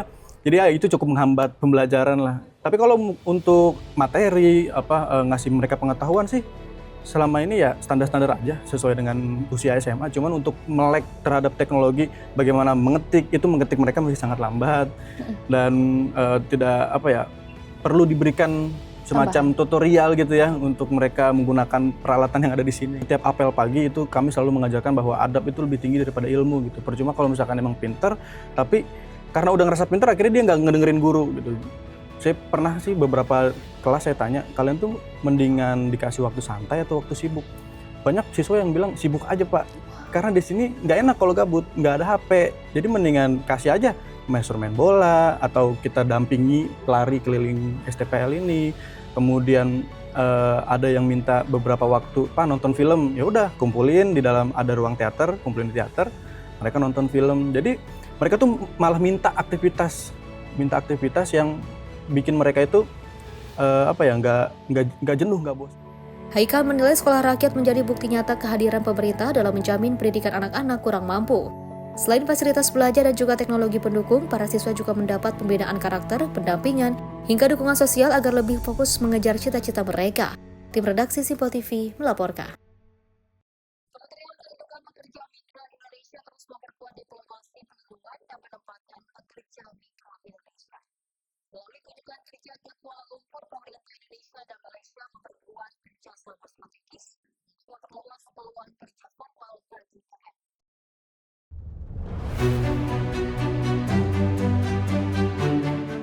Menteri Perlindungan Pekerja Migran Indonesia Mukhtaruddin melakukan pertemuan strategis dengan jajaran pimpinan Malaysian Chinese Association atau MCA di Kuala Lumpur, Malaysia. Dalam pertemuan tersebut, Menteri Mukhtaruddin disambut langsung oleh Presiden MCA Datuk Seri W. Kasio. Pertemuan ini juga menjadi tindak lanjut dari kunjungan delegasi MCA ke kantor KP2MI pada akhir April tahun lalu. Pemerintah Indonesia dan juga MCA disebut telah menyepakati finalisasi draft nota kesepahaman atau MOU untuk memperkuat perlindungan dan juga memperluas penempatan formal pekerja migran Indonesia di Malaysia. Mukhtaruddin juga menyebut arahan Presiden Prabowo Subianto menekankan pentingnya perlindungan menyeluruh bagi pekerja migran Indonesia mulai dari pra-penempatan, masa bekerja hingga kembali ke tanah air. Pemerintah juga mendorong transformasi pekerja migran Indonesia dari sektor pekerjaan berketerampilan rendah menuju sektor medium dan high skill. Langkah ini dilakukan dengan menitik beratkan pada peningkatan kompetensi profesionalisme, serta tata kelola penempatan yang aman dan prosedural. Dan ini semuanya dalam rangka implementasikan daripada arahan dan perintah Bapak Presiden. Kita menjalin kerjasama dengan mitra-mitra strategis kita yang ada di Malaysia. Dan tentu KBRI juga memberikan kontribusi kerjasama yang selama ini kepada KPDMI, baik dalam konteks pelindungan, pelayanan, maupun juga membuka akses baru terhadap sektor-sektor yang untuk mengisi daripada pekerja-pekerja migran kita yang ada ke Malaysia. Dan oleh karena itu tentu ini merupakan momentum, ya, kesempatan dan kita mengimplementasikan arah dan petunjuk Bapak Presiden untuk memperkuat posisi pelindungan dan memperkuat daya tawar ataupun naik migran kita semakin naik kelas medium dan high skill. Kerjasama antara Indonesia dan Malaysia ini diharapkan menjadi langkah nyata dalam membangun ekosistem migrasi yang lebih bermartabat, sekaligus menekan praktik penempatan ilegal yang selama ini merugikan pekerja migran Indonesia. Tim redaksi Simpo TV melaporkan.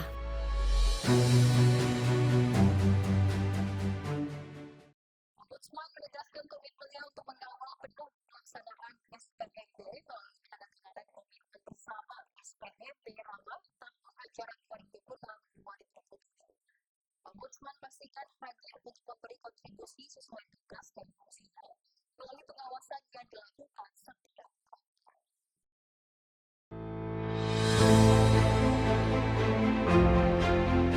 Ombudsman Republik Indonesia menegaskan komitmennya untuk mengawal penuh pelaksanaan sistem penerimaan murid baru melalui penandatanganan komitmen bersama SPMB Ramah tahun ajaran 2026-2027 di Plaza Insan Berprestasi Gedung Kemendikbudrismen Jakarta Selatan pada Kamis 21 Mei 2026. Komitmen tersebut ditandatangani oleh anggota Ombudsman RI Nuzran Zoher bersama dengan Menteri Pendidikan Dasar dan Menengah Abdul Muti serta sejumlah kementerian dan lembaga negara lainnya. Penandatanganan ini menjadi langkah strategis lintas lembaga untuk memastikan pelaksanaan SPMB berlangsung objektif, transparan, akuntabel, berkeadilan, dan tanpa diskriminasi. Dalam kesempatan tersebut, Nuzran Zoher juga memberikan apresiasi kepada Kementerian Pendidikan Dasar dan Menengah atas inisiasi penandatanganan komitmen bersama tersebut. Menurutnya, langkah ini menunjukkan adanya kesepahaman kolektif antar lembaga negara untuk mewujudkan pelaksanaan SPMB yang lebih inklusif. Alhamdulillah, Ombudsman memberikan apresiasi kepada Kementerian Pendidikan Dasar dan Menengah atas terlaksananya penandatanganan komitmen bersama. Ini merupakan suatu langkah maju di mana ada kesepahaman kolektivitas antar lembaga negara yang diturunkan menjadi satu gerakan untuk bagaimana melaksanakan SPMB tahun 2006 dengan inklusif, transparan, akuntabel, dan anti diskriminasi. Tentu kita harapkan gerakan ini akan lebih baik dan Ombudsman hadir untuk memberikan kontribusinya sesuai dengan tugas wewenangnya adalah memberikan pengawasan eksternal. Kita sudah menyampaikan di dalam talkshow tadi bahwa setiap tahun Ombudsman melakukan pengawasan dan telah memberikan beberapa hasil temuan dan rekomendasi.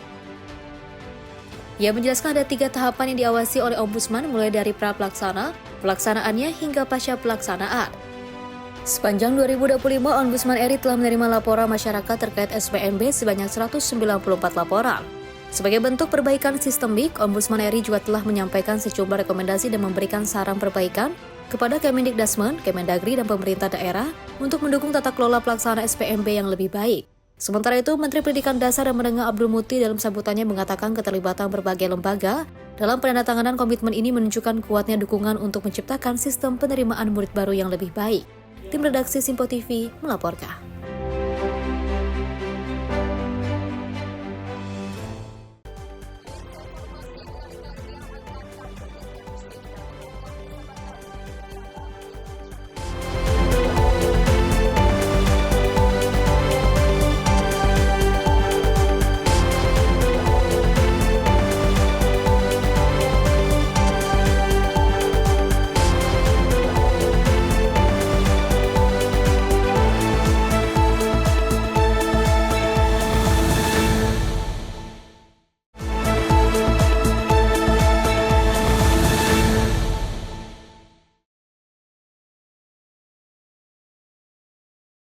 Masih bersama kami pemirsa dalam menyapa Indonesia Baik. Pemerintah Indonesia akan menyalurkan sebagian besar daging dan jemaah haji tahun 2026 ke Palestina atas saran Presiden Republik Indonesia Prabowo Subianto. Kebijakan ini dilakukan melalui kerjasama pengelolaan resmi Arab Saudi. Hewan kurban dari pembayaran dam jemaah haji Indonesia yang disembelih di Tanah Suci akan didistribusikan ke warga Palestina. Wakil Menteri Haji dan Umroh Dhanil Anjar Simanjuntak mengatakan dari 90.000 hewan dan milik jemaah haji Indonesia yang disembelih di Tanah Suci, sebagian besar akan didistribusikan ke warga Palestina. Ini dilakukan sesuai dengan arahan Presiden Prabowo Subianto yang memberi perhatian khusus pada Palestina. Menurutnya, pendistribusian hewan dam ke Palestina telah menjadi kesepakatan antara pemerintah Indonesia dengan pemerintah Arab Saudi dan pengelola hewan dam jemaah haji Indonesia di Tanah Suci. Selain ke Palestina, hasil penyembelihan hewan dam jemaah haji Indonesia juga akan dikirim ke warga Timur Tengah yang membutuhkan. Kami sudah meminta kepada Adahi agar kita bersepakat dengan Adahi meminta secara khusus juga kepada pemerintah Saudi Arabia supaya daging-daging dam ini itu didistribusikan untuk masyarakat Palestina. Jadi distribusi daging-daging dam ini dari Indonesia yang jumlahnya hampir 90.000 ya tadi. 90.000 itu didistribusikan untuk saudara-saudara kita di Palestina. Jadi daging dam yang di Tanah Suci kemudian nanti di-packaging oleh Adahi, kami minta untuk didistribusikan untuk saudara-saudara kita di Palestina.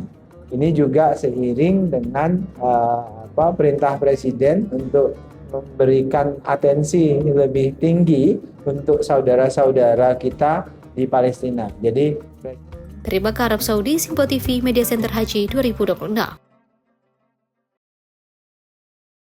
Menjelang puncak ibadah haji di Arafah, Musdalifah dan Mina atau Armusna, pemerintah memastikan kesiapan layanan kesehatan bagi jemaah Indonesia.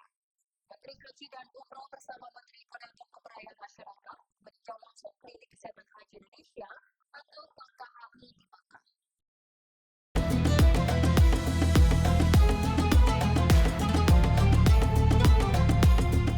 Menteri Haji dan Umroh Republik Indonesia Muhammad Irfan Yusuf bersama Menteri Koordinator Pemberdayaan Masyarakat Muhaimin Iskandar meninjau kesiapan pelayanan kesehatan jemaah di Klinik Kesehatan Haji Indonesia Mekah pada Sabtu 23 Mei 2026.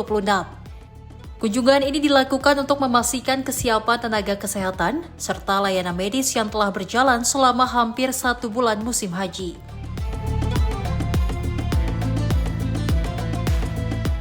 Pemerintah Indonesia menyiapkan lebih dari 1.200 tenaga kesehatan untuk mendampingi jemaah selama puncak haji. Setiap kloter didampingi 1 dokter dan 1 perawat, ditambah ratusan petugas kesehatan yang bersiaga di berbagai titik pelayanan. Selain menyiapkan klinik darurat di kawasan Armusna, pemerintah juga memperkuat kerjasama dengan Rumah Sakit Arab Saudi untuk penanganan pasien rujukan.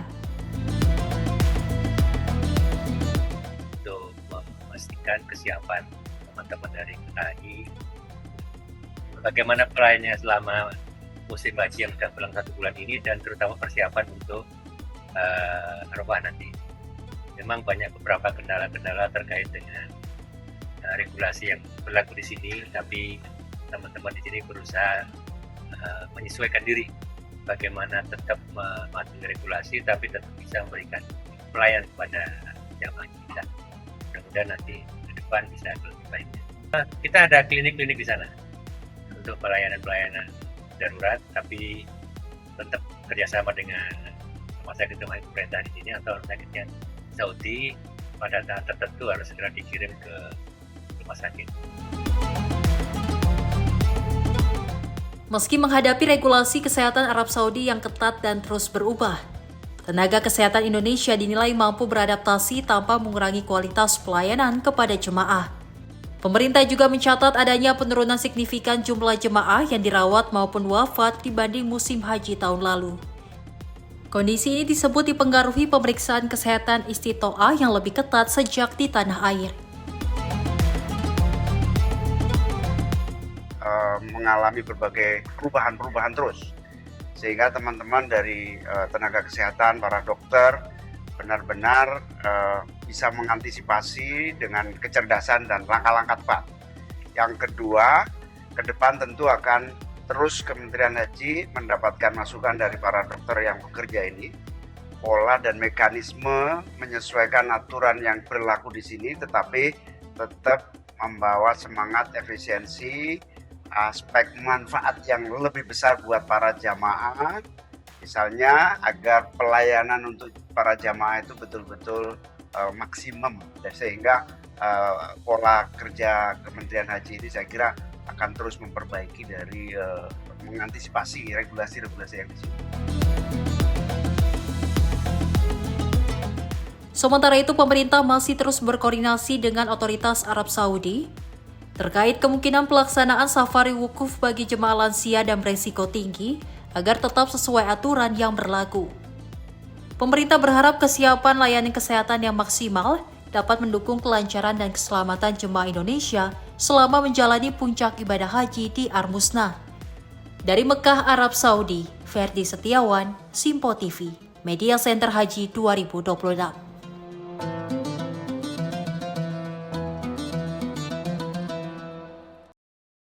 Salah satu jemaah haji asal Kediri, Jawa Timur menjadi perhatian di Tanah Suci. Marsia Salim atau biasa dikenal dengan Pak Marsia menjadi jemaah haji Indonesia tertua lantaran usianya yang telah mencapai 105 tahun.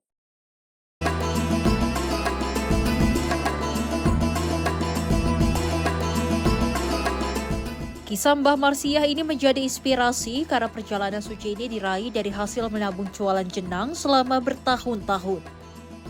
Dengan duduk di kursi roda dan didampingi anaknya, Marsiah Salim tiba di Hotel Kawasan Raudah, Mekah pada Jumat pagi waktu Arab Saudi.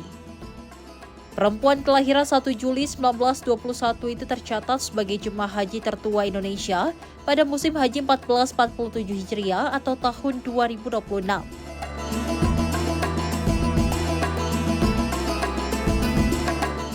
Meski telah berusia lebih dari 1 abad, kondisi fisik Mbah Marsiah terbilang masih prima. Bahkan Mbah Marsiah masih mampu berjalan pelan secara mandiri saat turun dari bus menuju tempat istirahatnya. Rahasia kebugarannya menurut Marsiah adalah aktif berjalan-jalan setiap hari di rumah. Nabung napa to? Anu nggih nyelengi kula lak dapur jenang. Kula nabung kedik-kedik ngoten kula cemplungi kaleng kula singgahne. Kemengke enten kirangane niku ditambahi anak kula. Ngoten. Nabunge pinten, Mbak? Alah nggih. Sekedik kadang ikan 1.000, kadang 2.000 ngoten. Perjalanan menuju Tanah Suci ini menjadi mimpi panjang yang akhirnya terwujud. Mbak Marsiah mengaku biaya haji dikumpulkan sedikit demi sedikit dari hasil berjualan jenang atau bubur. Uang hasil dagang itu disimpan dalam kaleng hingga akhirnya cukup untuk mendaftar haji bersama anaknya pada tahun 2021. Pengalaman naik pesawat untuk pertama kalinya pun menjadi kenangan tak terlupakan bagi Marsiah. Selama penerbangan menuju Arab Saudi, ia mengaku tak biasa tidur karena terpesona dengan pengalaman barunya. Ia mengaku lega sudah bisa sampai di Tanah Suci untuk menjalankan rukun Islam kelima yakni berhaji.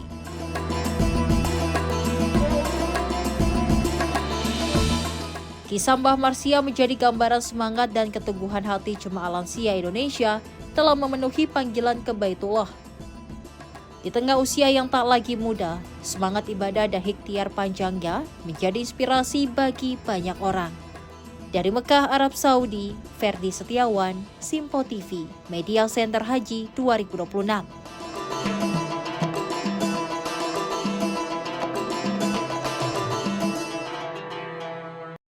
Setelah sempat dilaporkan hilang sejak 15 Mei lalu di kota Mekah, jemaah haji asal Indonesia Muhammad Firdaus Anwar akhirnya ditemukan. Jemaah berusia 72 tahun yang tergabung dalam kloter 27 embarkasi Jakarta Kediri ditemukan dalam kondisi aman.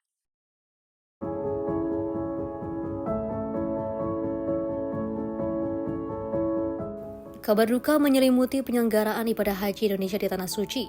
Muhammad Firdaus Ahlan, jemaah haji kloter JKG 27 yang sebelumnya dilaporkan hilang di Mekah akhirnya ditemukan. Kepala Biro Humas Kementerian Haji dan Umroh Republik Indonesia Muhammad Hasan Afandi dalam konferensi pers di Mekah pada Jumat 22 Mei 2026 menyampaikan Firdaus ditemukan dalam keadaan wafat setelah adanya koordinasi dengan otoritas Arab Saudi.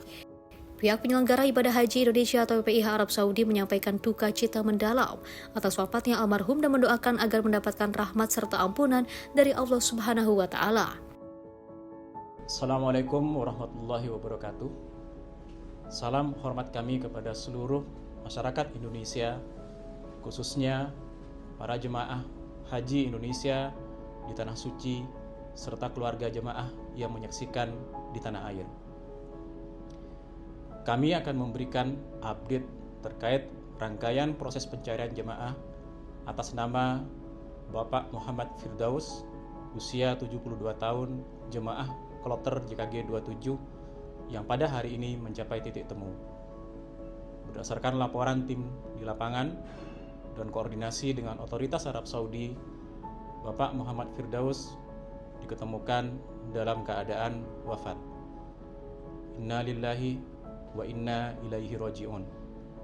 Kami, segenap PPIH Arab Saudi, menyampaikan duka cita yang mendalam atas wafatnya almarhum. Semoga Allah Subhanahu wa Ta'ala senantiasa melimpahkan rahmat dan ampunannya kepada almarhum dan memberikan kesabaran kepada keluarga yang ditinggalkan. Kami menyampaikan terima kasih kepada keluarga almarhum, Konsulat Jenderal RI Jeddah, Otoritas Arab Saudi, pihak Rumah Sakit Arab Saudi, petugas haji yang melakukan pencarian, serta seluruh masyarakat Indonesia yang mendoakan selama proses pencarian ini berlangsung. Pemerintah melalui PPIH Arab Saudi akan menyiapkan badal haji yang dilakukan oleh petugas haji bagi almarhum. Pada kesempatan ini, kami mengajak seluruh jemaah dan petugas untuk saling peduli dan saling memperhatikan. Bila melihat jemaah yang berjalan sendirian, tampak kebingungan, kelelahan, atau terpisah dari rombongan, segera sapa dan tanyakan kondisinya. Jika jemaah tersebut tidak mengetahui arah tujuan atau membutuhkan bantuan, antarkan ke petugas terdekat, pos layanan, atau laporkan kepada petugas sektor dan petugas kloter.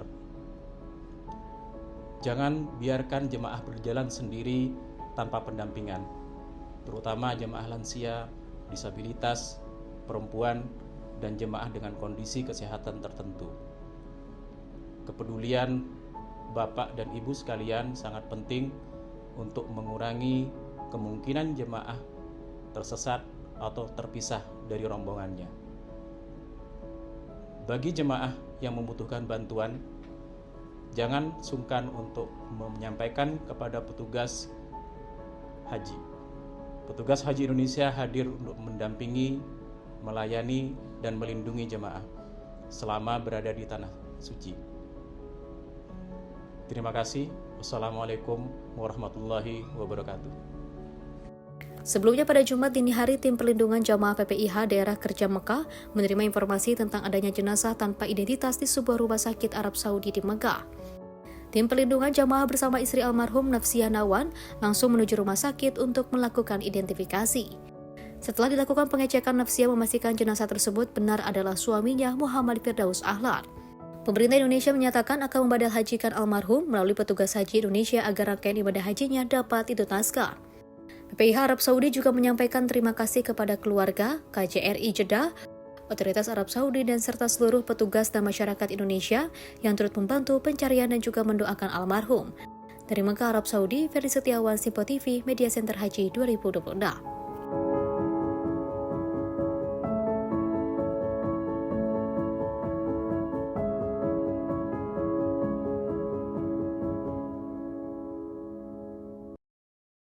Persiapan Armusna menjadi fokus utama rapat Amirul Hajj yang dipimpin Menteri Haji dan Umroh Muhammad Irfan Yusuf. Amirul Hajj mengapresiasi persiapan Armusna yang dinilai sangat detail dan presisi.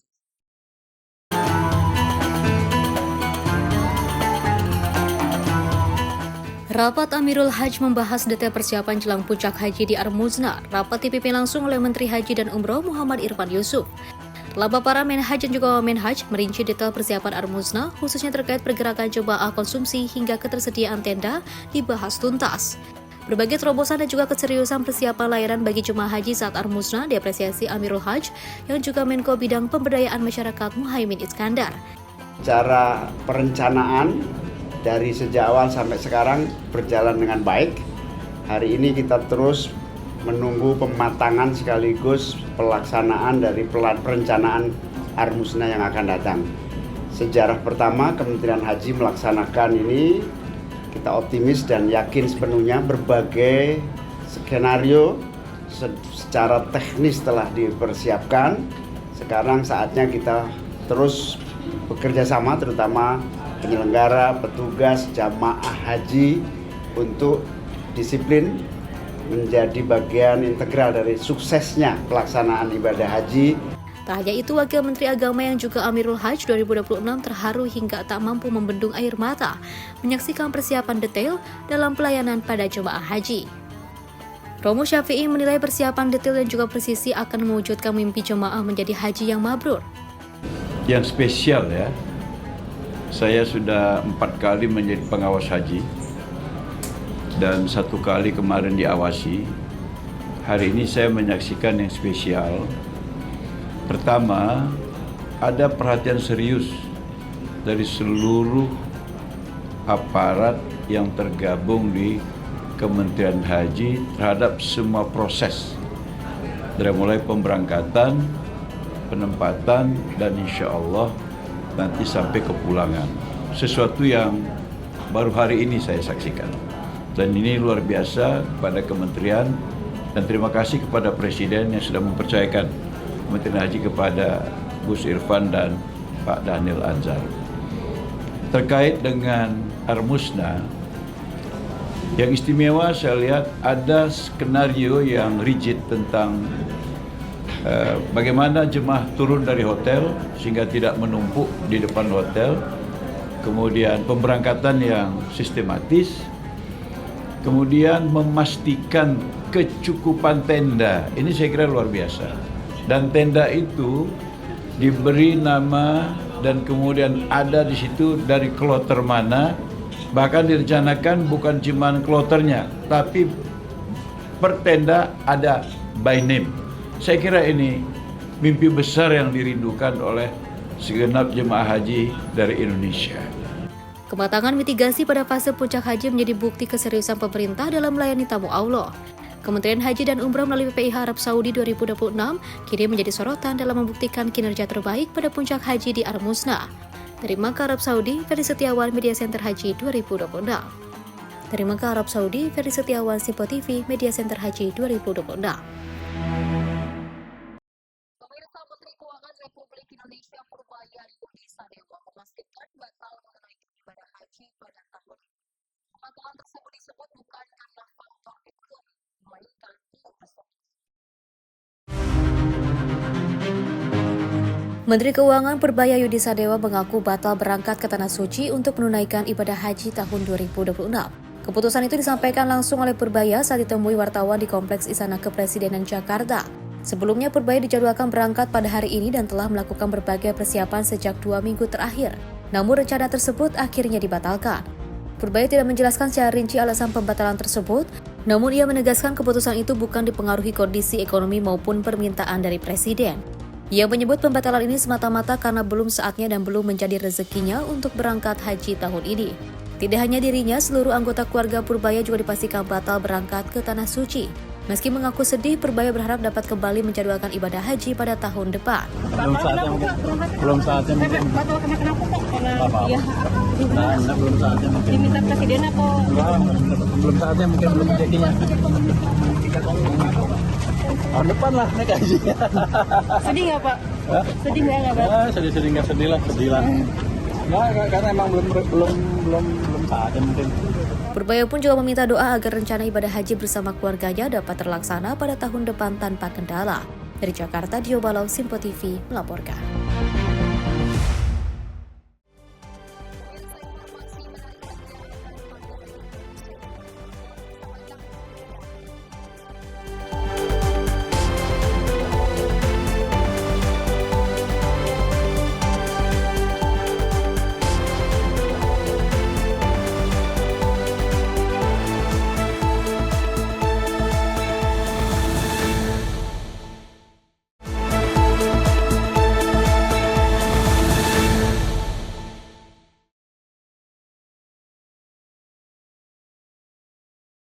pagi pemirsa, Anda kembali menyaksikan Menyapa Indonesia. Pemirsa, sejumlah aktivis global Sumut Flotilla mengaku bahwa pasukan Israel melakukan kekerasan fisik, penghinaan dan melakukan diskriminatif saat mereka ditahan usai kecekatan kapal bantuan penunjuk rasa. Tuduhan ini muncul dalam wawancara yang digelar di Basel Naspa.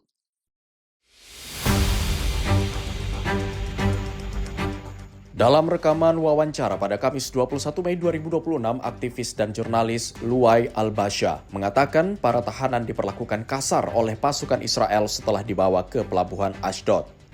Dirinya menyebut para aktivis dipukul, dibanting ke tanah dan mengalami penghinaan selama dalam penahanan.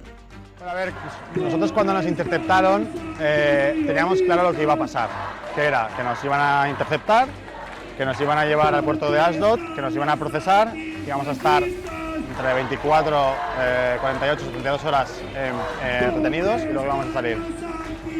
Lo que pasa es que al inicio, cuando nos interceptaron, todo aparentaba ser como iban los planes, pero una vez que entramos en el puerto de Ashdod, digamos que habían 0 cámaras, de hecho había incluso 0 prensa israelí dentro del puerto y nos empezaron como a humillar, nos agarraban de las manos de una forma bastante violenta, nos tiraban al suelo, nos pegaban collejas, a algunos les pegaron puñetazos, a otra gente les arrastró y los tiró al suelo. Utilizar la violencia de una forma muy gratuita, pero con la finalidad de que no haya unas consecuencias graves para el propio Estado. Eso no quiere decir que en nuestros ojos veíamos esas ganas de Menurut para aktivis, tahanan berpaspor Eropa mendapatkan perlakuan lebih baik dibandingkan peserta dari negara-negara Global South.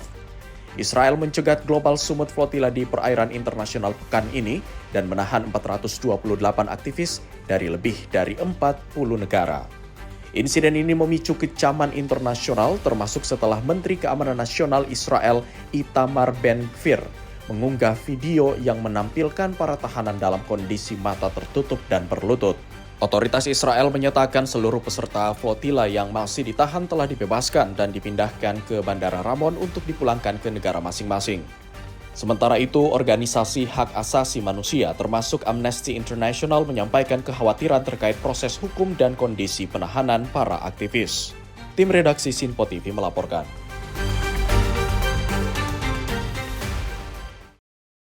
Pemirsa, kelompok aktivis lingkungan Extinction Rebellion mewarnai air mancur dan instalasi air aktif menjadi hijau di sejumlah kota Jerman. Aksi ini dilakukan sebagai bentuk protes terhadap kebijakan pemerintah yang masih mendukung infrastruktur pas-pasan.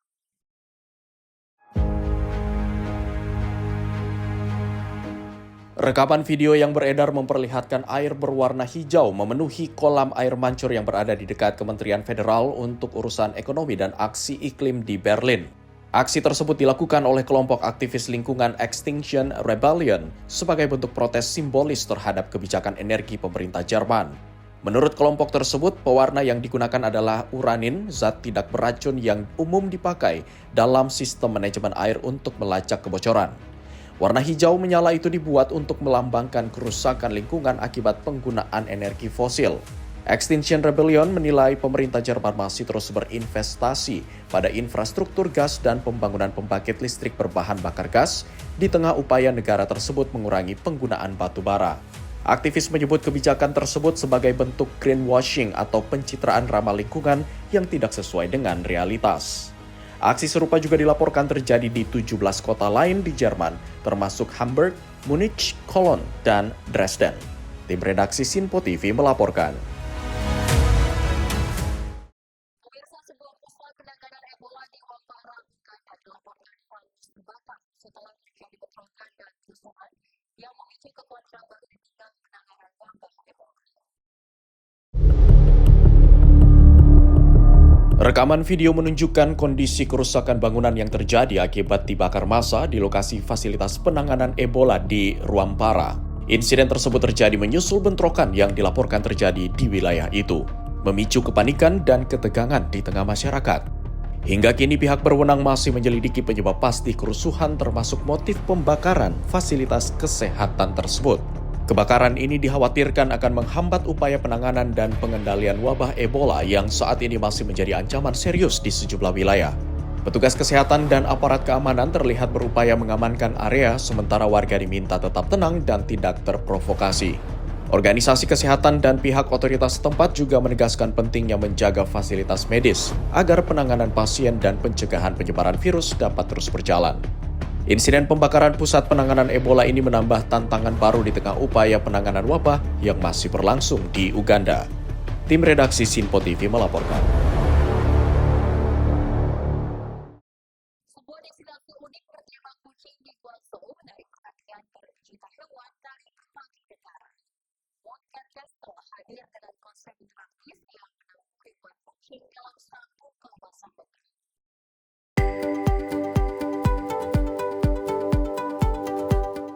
Mooncat Castle atau Mooncat City kini menjadi salah satu destinasi favorit bagi para pecinta kucing di China. Tempat ini memiliki berbagai fasilitas unik, mulai dari gang-gang berliku, rumah-rumah mini, dekorasi bernuansa gurun, hingga patung kucing oranye raksasa bermahkota di pintu masuk. Bangunan 3 lantai seluas sekitar 10.000 meter persegi itu menjadi rumah bagi sekitar 1.000 kucing, hasil penyelamatan dari 37 ras kucing berbeda, termasuk Maine Coon, British Shorthair, dan Ragdoll. Pengunjung dapat berinteraksi langsung dengan kucing-kucing tersebut yang terlihat bebas berkeliar di jalur terbuka dan halaman tengah kawasan. Sejumlah wisatawan mengaku terkesan dengan konsep tempat ini yang dinilai lebih besar, lebih aktif, dan lebih interaktif dibandingkan cat cafe di negara lain. Kehadiran Mooncat Castle tak hanya menjadi tempat hiburan, namun juga menunjukkan upaya penyelamatan dan perawatan kucing terlantar dengan konsep wisata edukatif dan ramah hewan. Dengan konsep unik dan interaktif, Mooncat Castle di Guangzhou kini menjadi salah satu ikon wisata baru, khususnya bagi para pecinta kucing dari berbagai belahan dunia. Tim redaksi Sinpo TV melaporkan.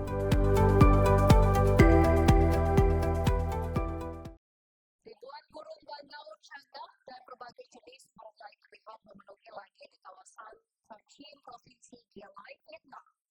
Musim migrasi tahun ini menciptakan pemandangan menakjubkan saat langit dan hutan bakau di kawasan tersebut berubah menjadi lapangan putih oleh keberadaan burung migran.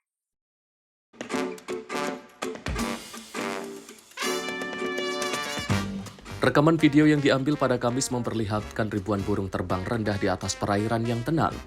Sebagian burung terlihat melayang tinggi, berputar dan terbang bersama dalam formasi besar yang memukau. Burung-burung tersebut biasanya terbang mencari makan sejak dini hari dan kembali ke sarang pada sore hari. Menurutnya, dalam 1 dekade terakhir, kesadaran warga untuk melindungi burung dan habitatnya terus meningkat. Warga juga menanam lebih banyak pohon untuk menarik kembali kawanan burung migran ke kawasan tersebut.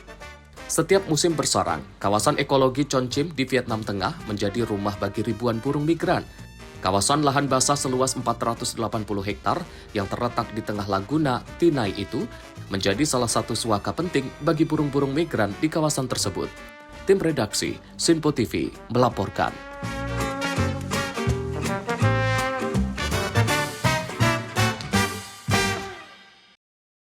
Sementara itu pemirsa, seorang biksu di kuil Wat Chin Wararam, Orowian, Provinsi Bangkok, Thailand, menjadi perhatian dunia setelah rutinitas uniknya mengumpulkan sedekah dan pedagang berlaku bersama 12 baju penyelamat. Aksi ini menarik perhatian warga dan warganet karena kesetiaan para haji yang selalu menemani sang biksu menyusuri sungai Chao Phraya setiap pagi.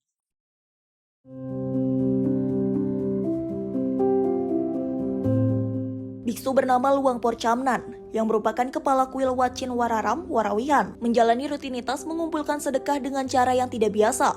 Jika para biksu lain umumnya berjalan kaki, Luang Porchamnan justru menyusuri sungai Chao Phraya menggunakan perahu ekor panjang bersama 12 anjing penyelamat peliharaannya. Dalam rekaman video yang beredar, para anjing berlari antusias menuju dermaga sambil menggonggong gembira mengikuti sang biksu. Setelah naik ke atas perahu, mereka terlihat tenang dan duduk di sisi perahu sambil menikmati pemandangan sungai. Warga yang tinggal di sepanjang bantaran sungai tampak menunggu kedatangan sang biksu dengan membawa nasi dan makanan. Bahkan sebagian makanan tersebut diberikan khusus untuk para anjing. Kehadiran mereka menjadi pemandangan yang menghibur dan dinantikan setiap hari oleh masyarakat setempat. Menurut Luang Porchamnan, semua berawal lebih dari 10 tahun lalu, saat seekor anak anjing liar mengikutinya naik ke atas perahu. Sejak saat itu, semakin banyak hewan terlantar yang dibawa dan dirawat di kuil. Kini, sang biksu merawat sekitar 20 hewan, termasuk memberikan pemeriksaan kesehatan, membawa ke dokter hewan, hingga memandikan mereka secara rutin setiap pekan. Tim redaksi Sinpo TV melaporkan.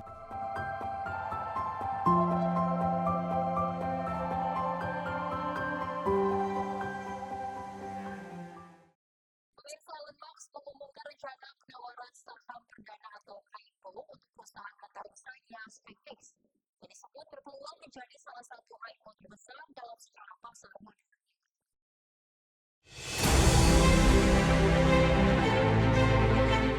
Dalam dokumen yang dirilis dalam SpaceX, diketahui masih mencatatkan kerugian operasional besar meski memiliki pendapatan yang terus meningkat. Perusahaan antariksa milik Elon Musk dilaporkan mengalami kerugian operasi sekitar 2,6 miliar dolar Amerika Serikat pada tahun lalu, dengan total pendapatan mencapai 18,7 miliar dolar Amerika Serikat. Kerugian tersebut disebut masih berlanjut pada awal tahun ini seiring besarnya investasi yang digelontarkan untuk pengembangan teknologi roket, satelit, dan juga program eksplorasi antariksa.